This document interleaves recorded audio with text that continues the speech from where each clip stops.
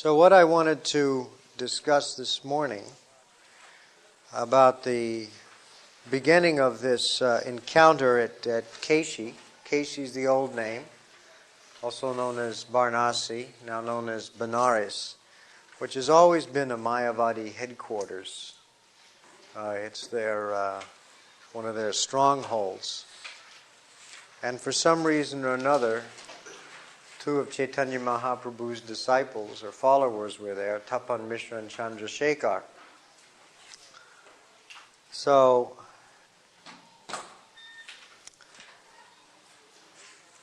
he visited them. Now, the beginning part of this chapter, which you may not have read recently, this chapter is called the Panchatattva. Yeah, Lord Chaitanya in 5 features, I think, is the name of this chapter, actually.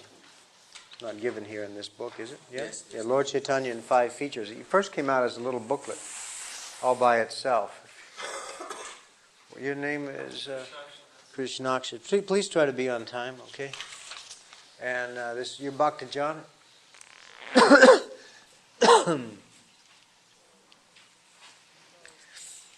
So it begins with this wonderful description of how the Panchatattva were plundering the storehouse of love of God. It says the storehouse descended with Krishna, but it remained locked. And then the Panchatattva broke open that lock and plundered the storehouse and distributed the contents to everybody. And in this way, by their chanting and dancing, they inundated the whole world with the flood of love of Godhead. It's a very interesting statement, by the way, that the storehouse descended with Krishna, but it remained locked until Lord Chaitanya appeared. So then it describes that they were seeing that everybody was getting caught up in this flood of love of Godhead, but certain people were escaping. And those escapees are listed in here.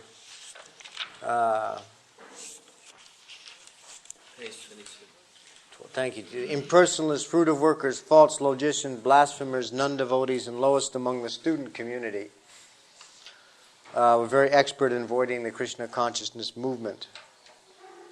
So that's number 20. That's page 22. It's verse 28, 29 and 30. So at any rate, finally, he decides that he has to really try to capture the Mayavadis. They were fleeing. And so he devised a trick especially designed to trap the Mayavadis. And that was to become a Mayavadi sannyasi. That's what he did. Lord Chaitanya was a Mayavadi sannyasi. He didn't wear tilak. He didn't have a shika. He had an ekadanda. He was a Mayavadi sannyas. And that was his trick. So then, and you'll see it pays off because when he goes to Benares, to Kashi, they say, hey, you're one of us. What are you doing with these low-class people, you know? He's accepted as one of them. So this describes how he dealt with the Mayavadis. So once says here, beginning in text 40, that he was passing through on his way to Vrindavan. And they began to criticize him. They leveled charges against him. Oh, by the way, there's already been several, in the earlier part of the chapter, the Mayavadi has been defined. I'll give you the page numbers. There's definitions of Mayavadi on page 25. Huh? Not everyone has the same text. Okay. Page, I wanted to mention this. In the purport to text 33, Mayavadi is defined. You should make note of this definition because this is the kind of thing that shows up on exams and other things.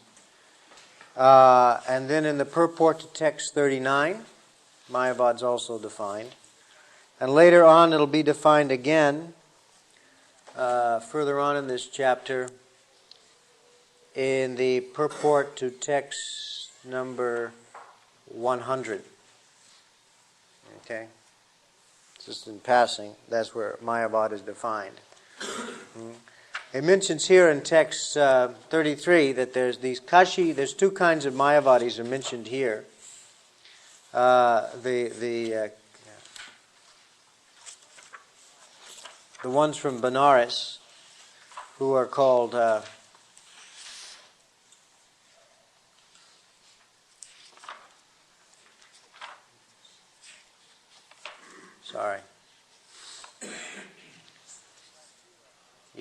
Kashira Mayavadis from Benares. Those are the followers of Shankaracharya. They're called Shira Mayavadis. And near Varanasi at Saranath are Buddhists. And they're called Saranath Mayavadis. So we're dealing with the Kashira Mayavadis here. 39. And there he gives a definition at the end of that of Mayavadis. Both kind of Mayavadi impersonalists conclude that the subject matter of Bhakti Yoga is a creation of Maya, and that Krishna, devotional service, and the devotee are also Maya. Therefore, as stated by Sri Chaitanya Mahaprabhu, Mayavadi Krishna Aparadhi. All the Mayavadis are offenders to Lord Krishna. It is not possible for them to understand the Krishna consciousness movement. Therefore, we do not value their philosophical conclusions. However, experts, such quarrelsome impersonalists are in putting forward their so-called logic, we defeat them in every respect and go on with our Krishna consciousness movement. So this is a statement that we have to be able to defeat them. So anyway, they criticized Chaitanya Mahaprabhu. He passed through once, and they criticized him. And the criticisms of Lord Chaitanya are in texts 40 and 41. And then when he meets with them, they repeat the same criticisms, text 66 to 70. And that's the first thing I want to do, is show you, go over these criticisms with you, because we get them too. We get them too. This is what they say about him. Well, they start out by saying he's a sannyasi. He's not following the rules of his order. He does not take an interest in Vedanta, but chants and dance in Sankirtan. Then they say he's an illiterate sannyasi and does not know his real function. Guided only by his sentiments, bhavuka, he's a sentimentalist. He wanders about in the company of other sentimentalists. Right? That's their thing. He's illiterate, not very well, can't be very well educated. He's engaged in sentiment. So then later on, verse 66, he shows up when he comes to the Brahmin's house where all the sannyasis are meeting. Prakasananda Sarasvati addresses him. He wants to know, first of all, you belong to our sampradaya, you're Shankaracharya follower, and you're living in our town. Why do you avoid us? Just like we say to someone, why don't you ever come to the temple? You know? Why are you avoiding our association? And then he says, you are a sannyasi. Why then do you indulge in chanting and dancing, engaging in your Sankirtan movement in the company of fanatics? Same word, bhavuka. Bhavuka. So sentimentalists or fanatics. He says, meditation and the study of the Vedanta are the sole duties of a sannyasi. Why do you abandon these to dance with fanatics? What's that word? Bhavuka. You're not following the text.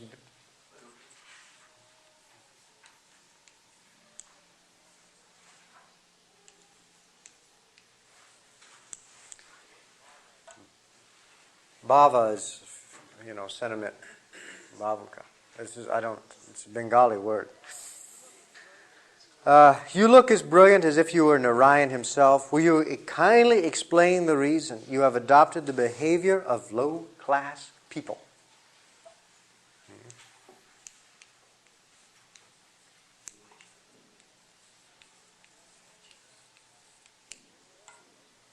The behavior of low-class people. So there it is. difficulty we face in Krishna consciousness is that enthusiasm is low class. The upper classes, they sit they sit in their pews. Their services are very staid. They don't show very much emotion, right? All over the world, the system is there. But then when you get down among the low-class people, then they're jumping up and down and hollering and screaming and banging on tambourines and so on, right? So there's a distinction, for example, commonly made if you study religions in colleges, about two kinds of religion, reflective and popular.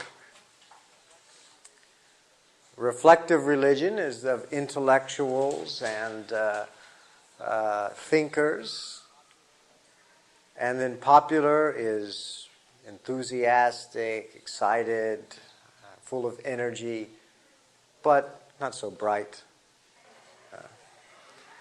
So when people see devotees on Sankirtan, immediately the instant stereotype is hinachar, low class, behavior of low class people.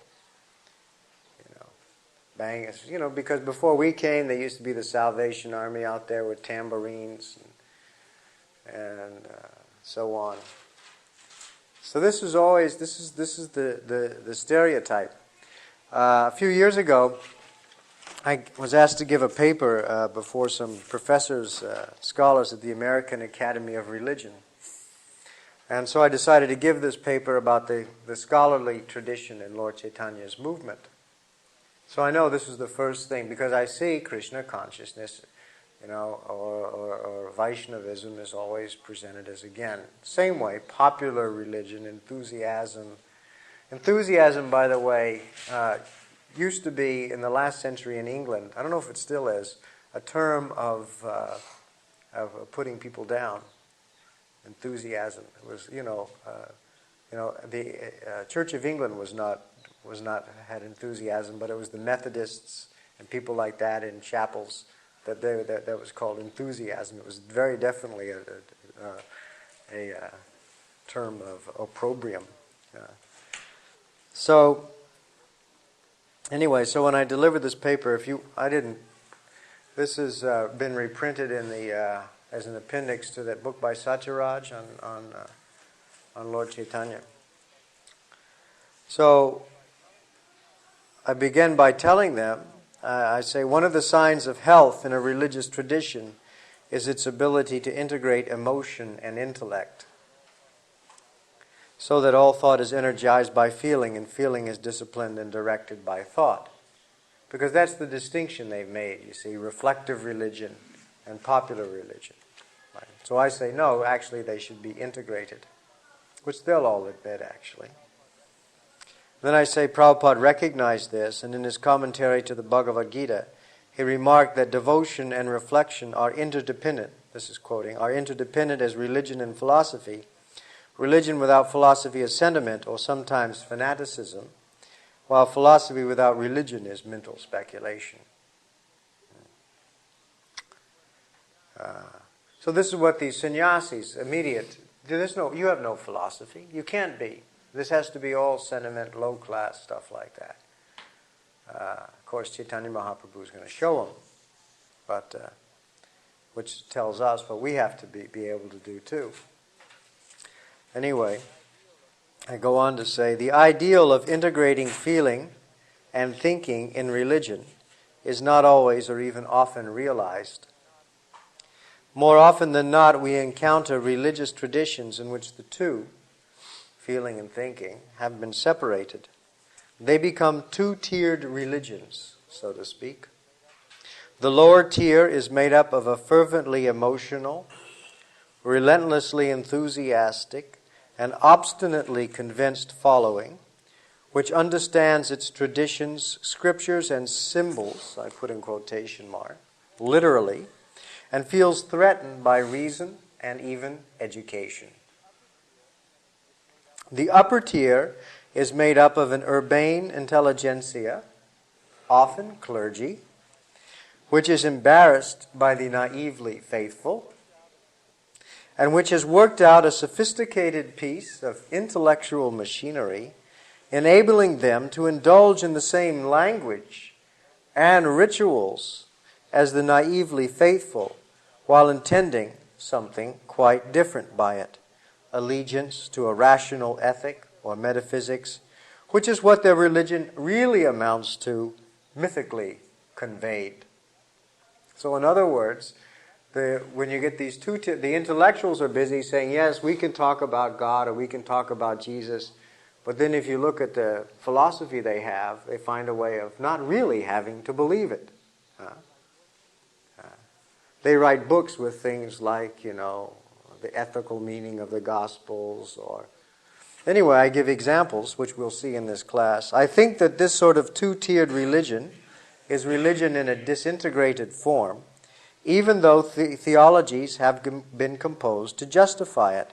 For example, those of Shankaracharya in the East and Paul Tillich in the West. We'll be encountering a little bit of Tillich. Anyways, when I read this in front of this group, there was like a lot of laughter. They knew exactly what I was talking about. They're quite aware of the phenomena.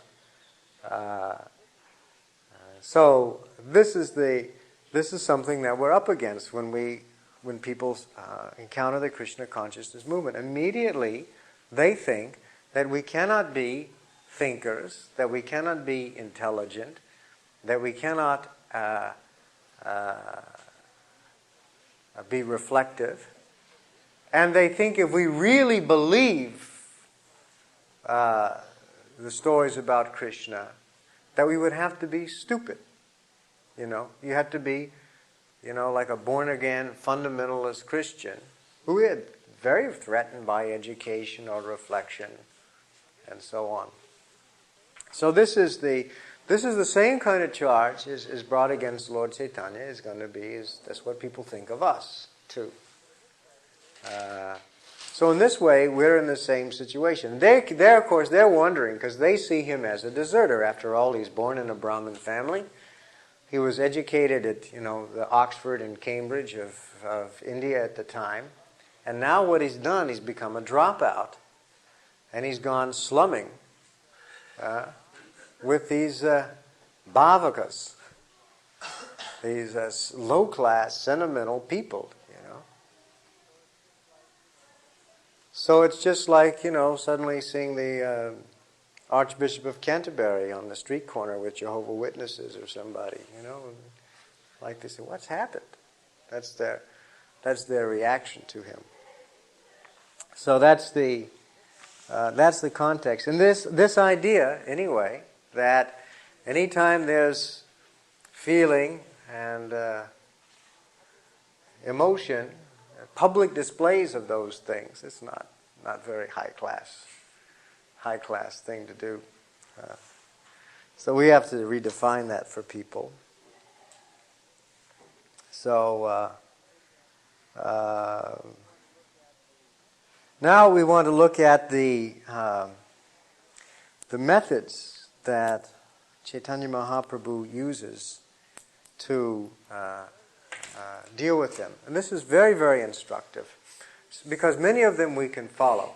For example, his first method we don't really necessarily have to follow, even directly or indirectly, but he became a Mayavadi sannyas. We don't have to become a Mayavadi sannyas in order to preach to the Mayavadis. They're not sannyasis anymore either, so you don't run into too much of that.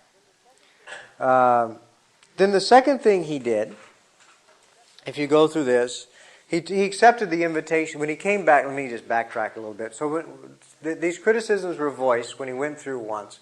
When he came back, Tapan Mishra and Chandrasekhar were very upset about these criticisms of Chaitanya Mahaprabhu. They couldn't counteract him, which Prabhupada says, which means they're Kanishta Adhikaris, although they were pure devotees. They couldn't counteract him. And they begged Chaitanya Mahaprabhu to do something. So then a Brahmin came through and invited him to his house. He's invited all the sannyasis of Benares to his house. And would Chaitanya Mahaprabhu please come? So he broke his rule about associating with these people. And he went to the house of this Brahmin where the sannyasis and their leader, Prakasananda Sarasvati, were meeting. So he sat in the vestibule where everybody washes his feet and didn't come in and join all the other sannyasis, right? And the first thing he does is, what, who remembers? What did he do? Yes? Graham? Yeah, he exhibited his Aishvarya Prakash. Was that what it's called? Aishvarya Prakash, yeah, his mystic opulence. And they all saw his effulgence, right? Well, that's another thing we need not bother to try to imitate. And in fact, Prabhupada in his purport goes on at quite some length about how this is not the thing to try to do.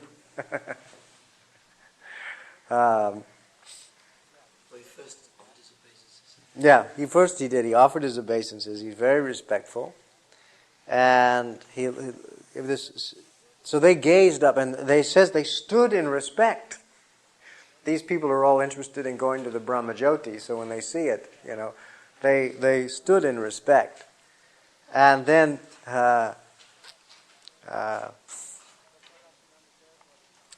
so Prakasananda Saraswati comes and brings him in, invites him in. And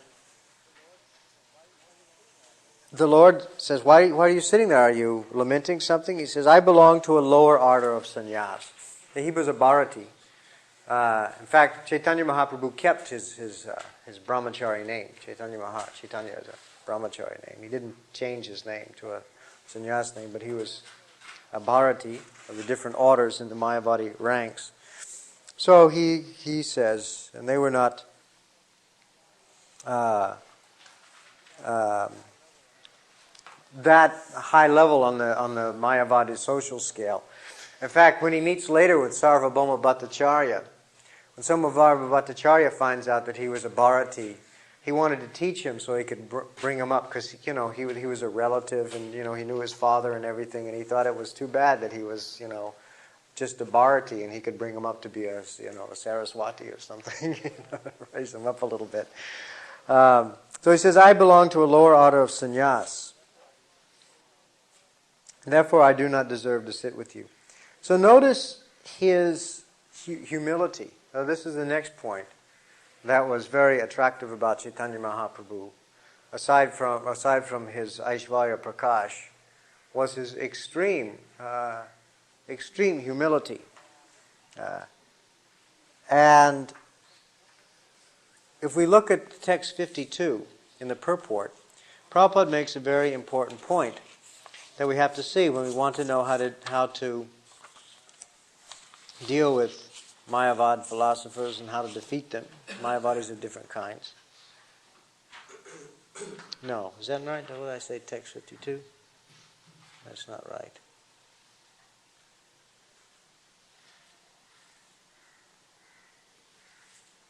No, that's the wrong text. Maybe I meant page 52. Just a second.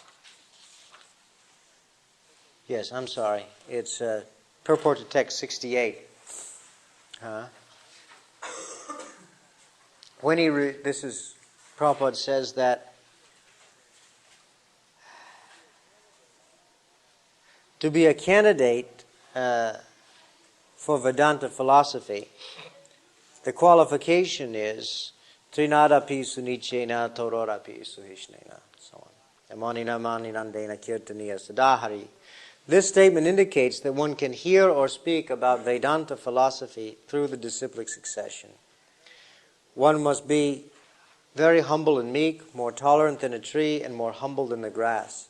One should not claim respect for himself, but should be prepared to give all respects to others. One must have these qualifications to be eligible to understand Vedic knowledge. So that's what Chaitanya Mahaprabhu was teaching. And this is the qualification that was exhibited to these sannyasis there, and also they found this very, very attractive. And what was the result of that is the fourth item, is he caused Prakasananda Saraswati, if you look at text 65, Prakasananda Sarasvati, however, caught Sri Chaitanya Mahaprabhu personally by the hand and seated him with great respect in the midst of the assembly. And Prabhupada explains in the purport that this behavior is agyata sukriti. And therefore, pious activity that one executes without his knowledge. Thus, Sri Chaitanya Mahaprabhu, very tactfully, when Prabhupada says tactfully, he means by using tactics. Doesn't exactly mean what most commonly think of tactful, which means being very polite and considerate, but he means by using clever means. Very tactfully gave Prakasananda Saraswati an opportunity to advance in Agyanta Sukriti so that in the future he might actually become a Vaishnava sannyasi. So that's one thing he did there. He caused him to perform imperceptible devotional service. That's very important. That's something we can do. So then they make their charges against him, and then there's a long discussion by Chaitanya Mahaprabhu, which is summarized on page 77 if you have this book, which is in the purports to text 95 and 96. Sri Chaitanya Mahaprabhu presented himself in this way. I am a great fool and do not have knowledge of right and wrong. In order to understand the real meaning of Vedanta Sutra, I never followed the explanations of the Shankara Sampradaya or Mayavadi sannyasis. In other words, he's really saying, I couldn't understand it because it didn't make any sense. That's what he means to say. I'm very much afraid of the illogical arguments of the Mayavadi philosophers. I think I have no authority regarding their explanations of Vedanta Sutra. I firmly believe that simply chanting the holy name of the Lord can remove all misconceptions of the material world, and so on. Anyway, from there to the end of the purport's a summary of that whole discussion, if you want to see that. 95 through 96. Prabhupada summarizes his whole discussion. Now, when he tells this, in text 99, Mishtavakya, sweet words. This speech by Lord Chaitanya is described as sweet words. After hearing Lord Chaitanya Mahaprabhu, all the Mayavadi sannyasis were moved, their minds changed. And they spoke to him in very pleasing words too. So it doesn't show up in the translation, but after hearing the sweet words of Mahaprabhu, Mishtavakya, their minds were changed. So he spoke to them very, very, very nicely. So from here we can see certain things. And actually on page 80, which is the purport to text 99, Prabhupada tells us how we have to deal when we're going to preach to Mayavadis, which we've seen here. He says,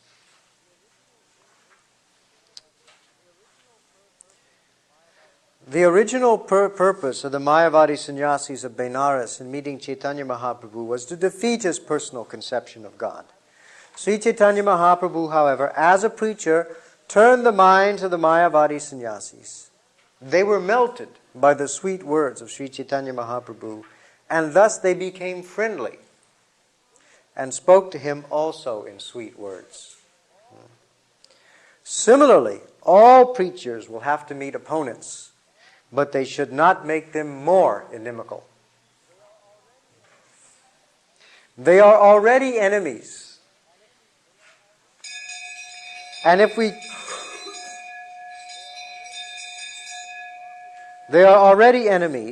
talk with them harshly or impolitely, their enmity will merely increase. We should therefore follow in the footsteps of Lord Chaitanya Mahaprabhu as far as possible and try to convince the opposition by quoting from the Shastras and presenting the conclusion of the Acharyas It is in this way we should try to defeat the enemies of the Lord. So first of all, be nice. Be sweet. Attract them. And then deal with their philosophy. So these are the two stages that have to go through. I like this. So by being humble, that we can try. We have no mystic powers, and we don't need to become Mayavadis. But the humility of a devotee is very attractive naturally. So if in dealing with people one exhibits especially a service attitude, and then how in our situation can we get them to get Agyata Sukriti? Anybody have any suggestions? Well, if they deal with you nicely, if they like you, and respectful, just absolutely. Yeah, that's true. What else? They give a donation. Yeah, they can give a donation. Yeah. Prasadam is one big... All Mayavadis love prasadam. That's one simple one that without doing anything else, if you give them prasadam, they make spiritual advancement. What else? You want to say that? Yeah? Get them to take a book. Yeah, to get them to take a book, Or a magazine, the same thing, give some money. Also chant, yeah. Also chant. This has been, so from based on this is a good strategy. Is they don't have to go through any mental changes. They can come in with any conception they want. But they can chant Hare Krishna. Because Prabhupada says you don't have to change your philosophy in order to chant. They can chant, and they like chanting too. Some chant already. Yeah, some chant already. But if they chant with us, it'll be better. They like to chant and they love prasad. So the first step, at least, is to give prasad and to get them involved with chanting. That's Agyata Sukriti for them. And behave in a very nice way. This is something that I've seen. Our original approach was always sort of blast them, at least when I was a new devotee. Of course, then people were very antagonistic. I mean, you used to really meet Mayavadis, in a horrible way sometimes. They used to walk. I remember one guy walked into the temple, on a Sunday feast, and took me aside afterwards, and he says, "I'm very pleased with the way you're worshiping me here." This is a true story. So you kept meeting people like that. The tendency was really to jump down their throats, But this is very important. He said, Prabhupada says, they're already inimical. See, because the thing is if they're attracted to Krishna consciousness, then if you destroy their misgivings, their intellectual misgivings, then they can become devotees. If you see we're actually ladies and gentlemen, then they won't think, oh, well, these are low-class people, I can't be part of it. If they see we can actually think, then they think, well, this is intellectually respectable. I can do that. So if they're attracted to begin with, then you simply have to clear the way for them to do what they really want to do, which is become devotees. If they're actually demons, well, that's another thing. We don't have to worry about them, do we? We just avoid them. They'll go away. Yes. So Bhaktisiddhanta is famous for his Srila Guru. He would smash him. Yeah, yeah. What would be the outcome of that transaction? They get purified, obviously. Yeah, they would get purified. My impression is that Bhaktisiddhanta Sarasvati Thakur was doing something else. Now, there are many institutions in India, and people are not about to change their minds. So if you smash them, smashing them does have their place, because the people you're dealing with won't change their minds, but sometimes the audience will. Sometimes the audience will. But this is especially appealing now because I tell you, most of the Mayavadis we deal with these days are New Age people, at least in the West. They're all New Age people. And it is, the ground rule that you can't criticize anybody. And as soon as you become critical, judgmental, confrontational, you're out right off the bat. And you really have to be aware of that. That's just the atmosphere right now. Of course, they're so open because so they can let any amount of nonsense go on. It's there for a purpose. But one has to be very, very careful, because it's very easy to alienate people right off the bat. So we should try not to make, this is Prabhupada's general rule, and then according to time and place and circumstances, sometimes, you have to smash them. There was one example of where Prabhupada's Garbhas, one of them was at a meeting, and his Mayavadi stood up, and one of Prabhupada's Garbhas smashed the guy, and other Garbhas that were attending that meeting came back and complained to Sri Prakasananda Sarasvati Vrindavan. But then he was pleased that he had done it in that way. But I guess that may be the cultural difference or something. Well, it's just the Bhaktisiddhanta Saraswati was doing one thing, which was really coming out from below and reestablishing the tradition of Chaitanya Mahaprabhu, when so many other nonsense things are going around in the name of that. But if we can convince people, first of all, this way, to persuade them, that's the best thing. And then if we have to, then there can be some kind of confrontation. It depends on the circumstances. Anyway, these are Prabhupada's general instructions here. And they're in this chapter, so I always take them as the preferential thing to do. Try that first. If that doesn't work, then next thing. Yeah. One is in the second platform devotion, so isn't he not supposed to argue with the atheists? No, he's supposed to preach to the innocent and avoid the demons. But many innocent people are acting like demons because they don't know any better. So after they hear from you, Krishna conscious, then you can separate out, who's actually innocent and who's really a demon.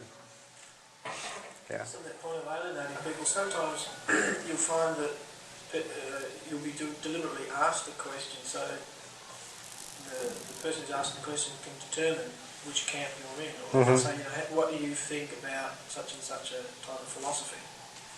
And so they're almost putting you in a position of having to say, okay, we're this and they're that, and distinguishing between the two. Well, the way Prabhupada do, they'd say to him, what do you think of so-and-so? And Prabhupada would say, well, what is his philosophy?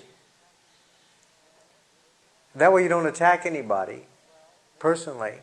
But then somebody says, well, they think that. And then you say, well, or you say, well, that's all right. Or else you say, well, it's wrong. And you just deal with the philosophy. But if somebody asked me, what do you think of, what do you think of Meher Baba? I would say, I don't know much about Meher Baba. What is his philosophy? And they say, well, the only truth is silence. Well, how does he preach that? Or whatever, Then you just deal with the philosophy. Let's go on here. I want to make a few more points. Anyway, these are Prabhupada's instructions. So best thing is to attract people and then clean away the impediments to their becoming devotees. He was there to make them into devotees. If you're dealing with people that you'll never make into devotees, then you can take another tactic in smashing them. But if you want to make them into devotees, you should first attract them. Now, another point that's made here in this chapter is that the devotee should be conversant with Vedanta philosophy. Because the other thing is we have to be able to deal with these people philosophically. We can't just be sentimentalists.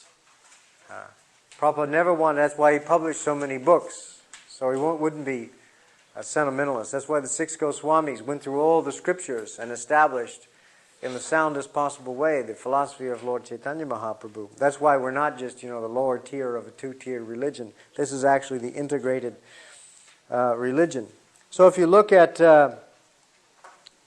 text 102 in the purport, Prabhupada says, Vaishnavas do not neglect Vedanta. Sometimes the word Vedanta is used as a synonym for Mayavadi philosophy, but that's not true. Vaishnavas do not neglect Vedanta.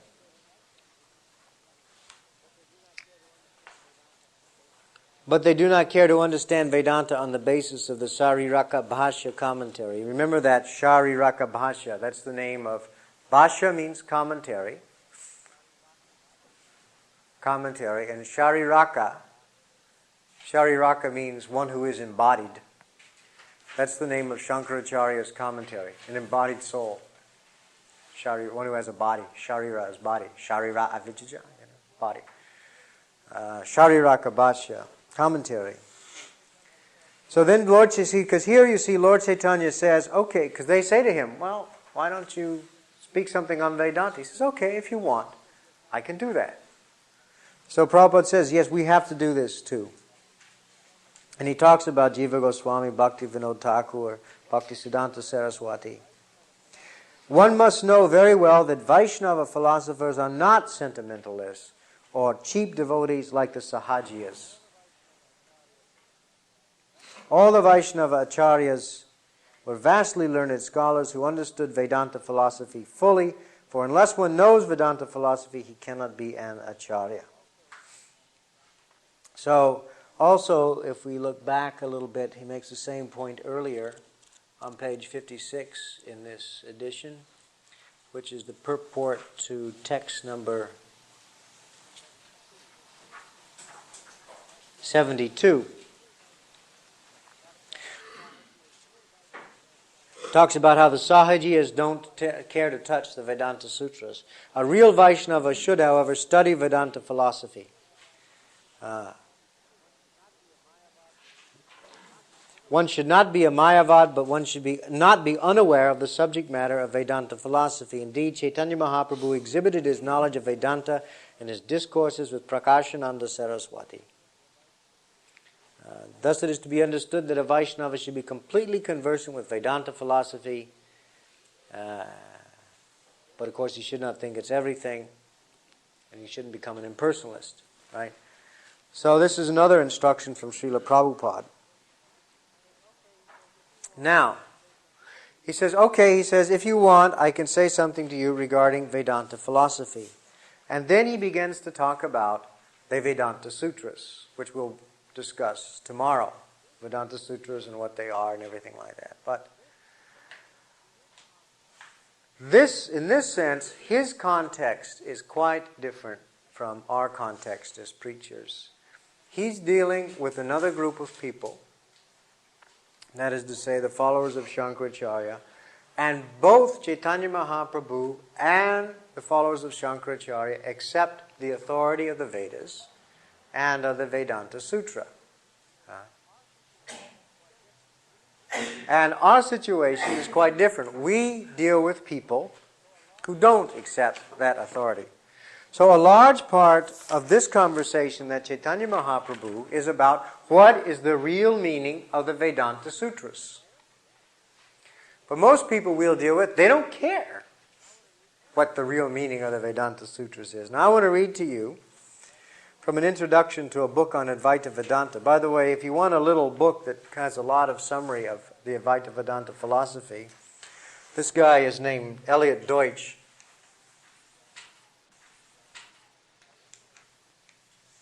That's a C. Elliot.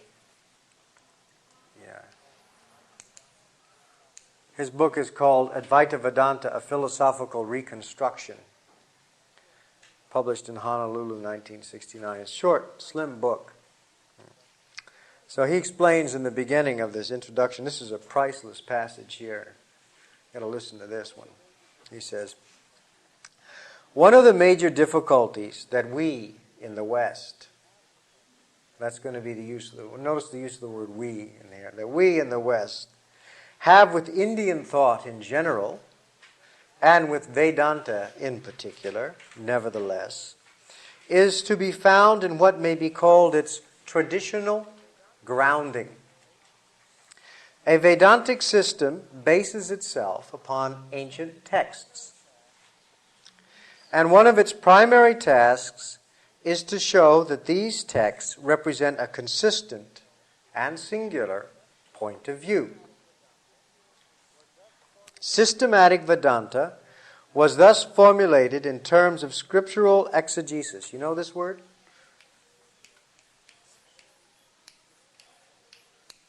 Exegesis means giving the purports to the scriptures. Exegesis. That's a word for it, explaining the meaning of scriptural texts, called exegesis. Systematic Vedanta was thus formulated in terms of scriptural exegesis as much as it was formulated in terms of philosophical analysis. The exegetical dimension of Vedanta is of great interest to students of linguistics and Indian cultural history, and naturally to Indian scholars themselves, but it is of very little interest to Western students of philosophy. We do not accept the authority of the Veda, or, for the most part, the authority of any other scripture. Consequently, we are not concerned whether one system or another best interprets certain obscure passages in it. Our criterion of philosophical truth or significance is not whether a particular system of thought is consistent with some other body of work. Rather, it is whether that system of thought is consistent, he puts it in quotation marks, with human experience. Philosophically, we judge a system of thought in terms of its adequacy in organizing the various dimensions of our experience, in terms of its providing us with new ways of looking at, gaining insight into the nature of the world and our life in it, and in terms of the kinds of arguments used to sustain these insights. Furthermore, most of us who are acquainted with the ancient Indian religious philosophical texts are quite convinced that they do not express a single consistent viewpoint, but that they express a very rich diversity of experience and reflection upon it. So, this is the modern point of view. We do not accept the authority of the Veda, or for that matter, any other scripture. So here in Benares, they all accept the authority of the Veda. They all accept the authority of Shankaracharya. So in some ways, this will not be useful to our every occasion in any direct way. Of course, we also preach in India, and in India, as a matter of fact, there are a lot of people who accept Vedanta. When we give Bhagavad Gita lectures for Sunday feasts in a large Indian audience, all you have to do is show what Krishna really said in the Bhagavad Gita, and everybody's pretty happy, because everyone pretty much accepts the authority of the Bhagavad Gita. And as a matter of fact, we can go a little further, I think, than Elliot Deutsch. And Bhagavad Gita is a very highly respected book, even if people don't accept it as divine revelation. And if you can show, what Bhagavad Gita says, and it doesn't preach Mayavad philosophy, Krishna says, Brahmano hi pratishtaham, I am the basis of the impersonal Brahman. That in itself, by the way, a verse Shankaracharya seems to pass over in silence in his commentary. Brahmano hi pratishtaham. If you can just show that Mayavad philosophy is not taught in Bhagavad Gita, avyaktam vyaktam apanam manyante mama buddhaya, that's another great one. If you think that first I was avyakta, unmanifest, and then later I became vyakta, manifest, or person, then abudaya. Stupid. These are Krishna's expressions. And then you say, I'm not in any position to call anyone stupid, but what can I do? Krishna said. Krishna said that. So sometimes it helps, at least with the Bhagavad Gita. Vedanta Sutra is a little more obscure for people. But it's a fact that for many, many people, this you have to, just based on philosophy or what he calls adequacy to experience. That's the appeal. So we don't have traditional grounding, so we have to understand that. So this particular concrete way of dealing with things in a debate like this or a discussion like this with other Vedantists is something we have to know how to do. Because after all, we we do preach in India, and it is the traditional grounding, and we do believe that there is a Siddhanta, there is a single conclusion of the Vedas, that's expressed in Vedanta Sutra. It's important to us, and I think Elliot Deutsch he sees the day is gone when anybody believes in Scripture, but it's going to come back again.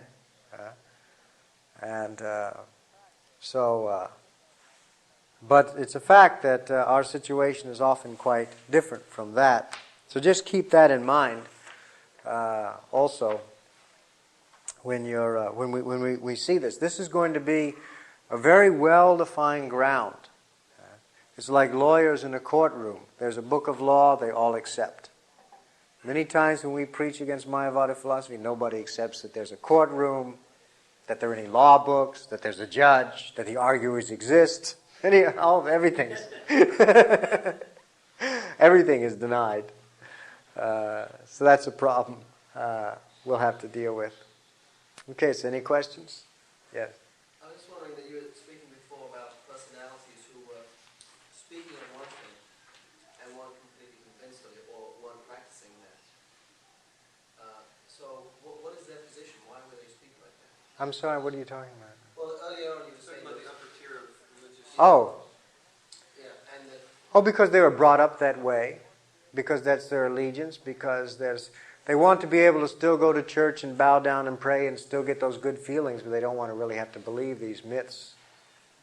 Huh? Or to commit themselves to the moral code. Well, or they want to believe that they're committed to the moral code, but they don't really, because they've studied science, they don't believe that God created the earth in 7 days, and so on. So there are various reasons they want to have allegiance. We'll look at Tillich a little more. You can see in his writings, we'll see some actual hostility toward God as the impetus toward Mayavad philosophy. But they have various reasons like that. But they do this all the time. They're symbols. We don't really have to believe them. We don't have to take them literally. But still, there's something there. Oh, I know the book I was thinking about. Paul Van Buren, The Secular Meaning of the Gospels is called. That's right, The Secular Meaning of the Gospels. One of the Death of God theologians. I studied under him. Yeah? This is kind of an inflamed issue, but in the beginning of your class you said that Chandrasekhar and Talanisha were pure devotees, although they were in the Kanishta category. Let's don't discuss that now. We only have a few more minutes. Anything particularly? We don't have any more time? Time is gone. Let me point... I'd like you to read the next section. Where's my little thing here? From where we left off, 106 to about 137. This is heavy going, a lot of this. But... and the parts that don't actually deal directly with the issues of Parinamavada and Vivartavada and Vedanta, you can skim over if you feel you don't have the time. So up to text 106 to 137. Please try to get through it, because tomorrow I want to hand out some a rather long Shankaracharya purport that I'd like people to try to sink their teeth into a little bit. It's a particular purport that's mentioned by Prabhupada in the purport to text 126 as the place where Shankaracharya really does his tricks, and it's a very, very interesting one. So I Xeroxed it so we can look at that directly. So that's going to be a little hard going for reading purposes. So try to get this out of the way tonight if you can, okay? All right? Thank you very much. Hare Krishna.